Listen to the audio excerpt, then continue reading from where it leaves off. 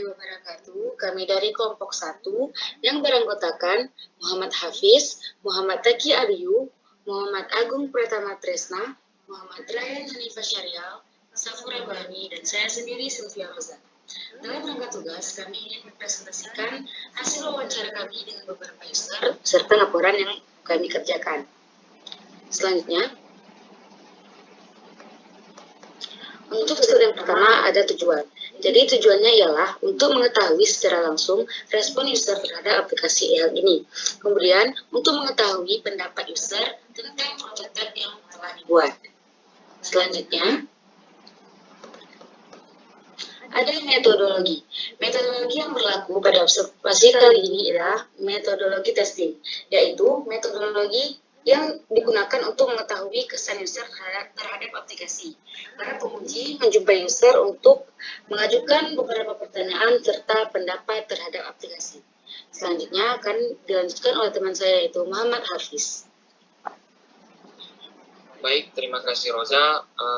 Di sini saya akan menjelaskan tentang persona user pertama, yaitu yang bernama Santi, seorang pekerja umur 25 tahun, bekerja sebagai nutrisionis atau ahli gizi yang berdomisili di Banda Aceh. Terus Santi untuk aplikasi e-hak ini ialah pemakaian e-hak yang mudah dan nyaman dipahami oleh orang-orang, kemudian tidak terdapat bug pada pemakaian e-hak agar tidak mengganggu user nantinya. Kemudian frustration yang didapat oleh Santi sendiri ialah pemakaian e-hak yang membingungkan user, kemudian belum mengerti cara pemakaian karena belum pernah sama sekali menggunakan aplikasi e-hak.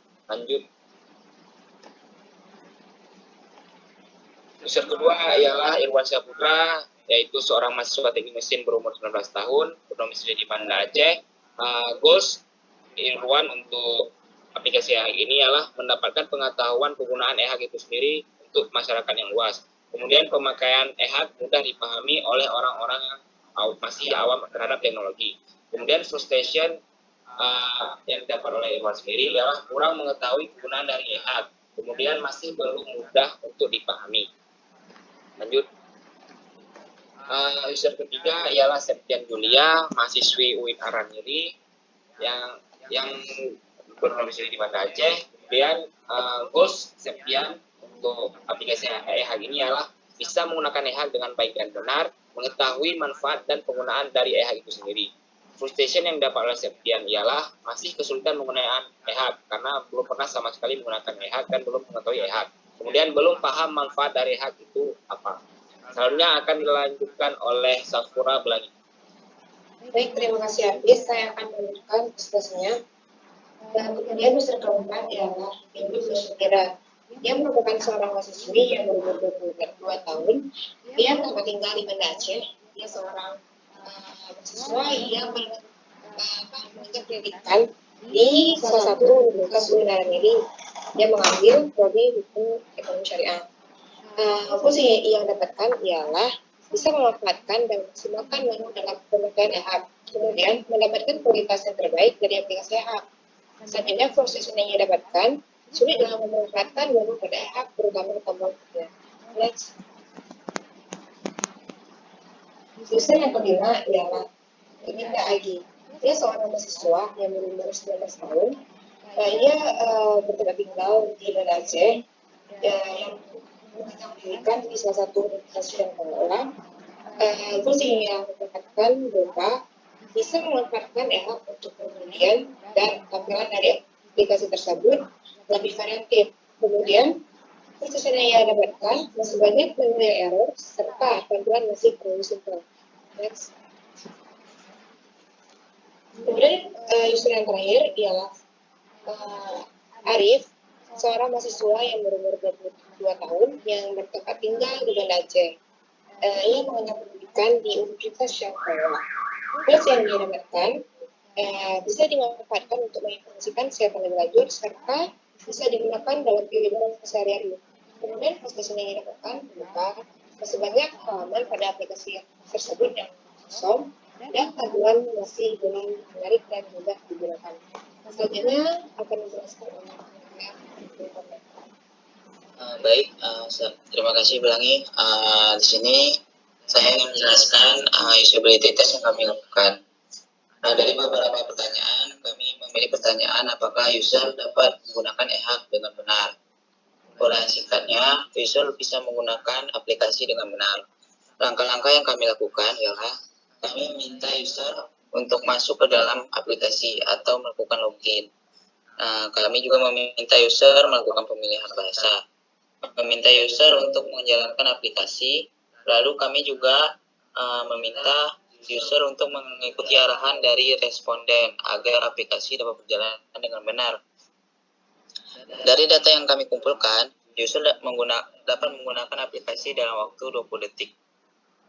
Nah, karena waktu yang dibutuhkan oleh user sangat singkat, responden sebagai observer mendata atau menyimpulkan bahwa si user dapat menggunakan aplikasi kita dengan benar. Selanjutnya akan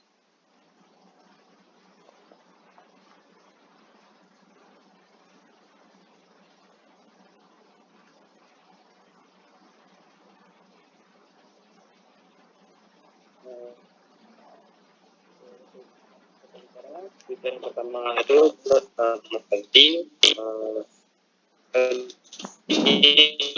Ini merupakan kakak dari salah satu cara agar mau diwawancarainya yaitu kami minta waktu memberi pendapat terhadap kedua bernama Septian Julia. Kami mendapat user ini ketika kami datang ke UIN Parameri dan melakukan pengamatan serta wawancara secara acak. Cara agar user ini mau diwawancarai yaitu kami minta waktunya agar user mau diwawancara dan memberi pendapat terhadap aplikasi dan produk yang telah itu.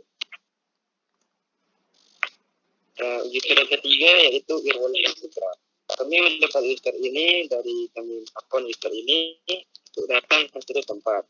Cara agar mau diwawancarainya yaitu kami minta waktunya agar user mau diwawancara dan memberi pendapat terhadap aplikasi dan produk aplikasi yang ada. User yang keempat yaitu Delia Shakira. Kami mendapat user ini juga ketika pengamatan dan mewawancara user ini mau diwawancara, lalu kami meminta waktunya agar user mau diwawancara dan memberi pendapat terhadap aplikasi dan produk aplikasi AHA. User yang kelima yaitu Agi.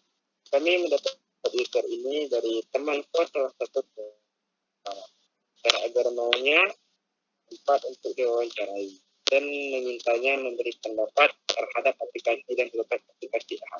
User yang keenam yaitu Arif. Kami mendapat user ini saat kami pada 200. Cara agar dia itu wawancarai, kami meminta waktunya agar user mau diwawancara dan memberi pendapat terhadap aplikasi dan produk.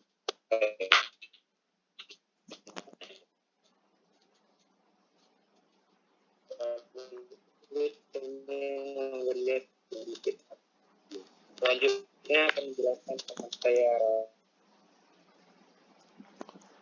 Jadi selanjutnya ada temuan negatif dan solusi. Di sini kami menemukan 4 temuan negatif dan solusi. Yang pertama, banyak user yang tidak mengetahui aplikasi ini. Solusinya adalah dengan memberikan sosialisasi kepada masyarakat. Yang kedua, user kebingungan saat menggunakan aplikasi. Di mana solusinya adalah membuatkan video tutorial, ya. Dan yang ketiga, kebanyakan masyarakat awam kesulitan dalam menggunakan aplikasi. Solusinya adalah dengan memberikan wawasan kepada masyarakat awam tentang penggunaan aplikasi ini.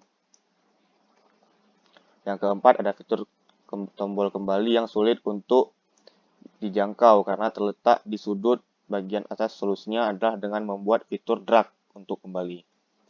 Selanjutnya ada temuan positif yang mana kami menemukan 3 temuan positif di sini. Yang pertama ada informasi seputar COVID-19, memberikan informasi seputar COVID-19. Beberapa user berpendapat desain dari aplikasi cukup menarik. Jadi memang betul beberapa user lainnya berpendapat sebaliknya.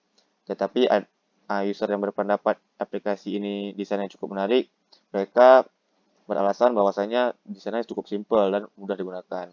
Dan bagi kaum milenial, aplikasi ini mudah untuk digunakan karena cukup simpel dan ringan. Berikutnya ada kesimpulan.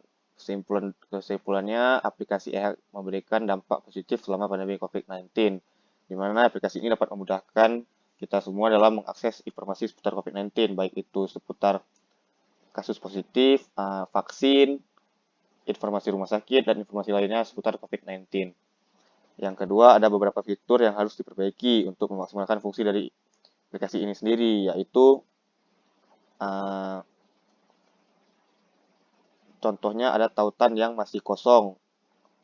Ada baiknya jika tautan tersebut diisi dengan konten yang seharusnya sesuai dengan judul pada tautan tersebut. Sekian dari kelompok kami.